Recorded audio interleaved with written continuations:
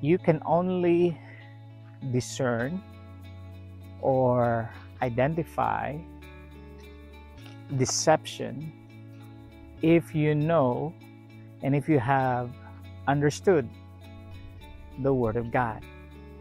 Jesus warned all of us that let no man deceive you and me. The churches today are filled with deceivers or false teachers. Majority believe in the unscriptural teaching, which is God in three persons.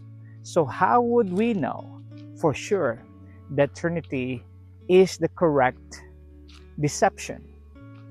First and foremost, ask yourself a question. Is the Trinity doctrine God in three persons? That's why it's important to understand this.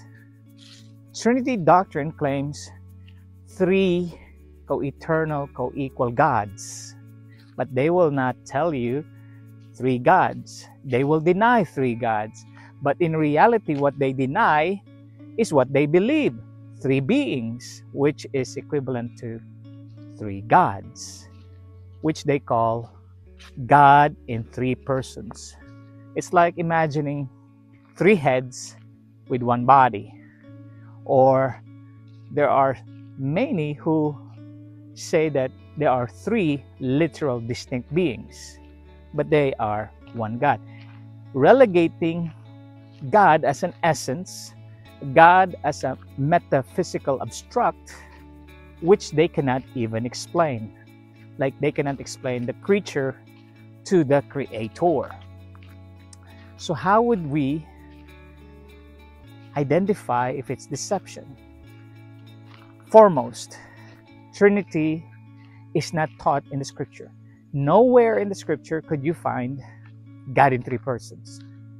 Matthew 28:19, it's not three persons. It's the name of. It's not three persons. And the name of the Father, Son, and of the Holy Spirit does not imply three literal beings or three literal persons. It's just declaring the Father, the Son, the Holy Spirit. And once you understand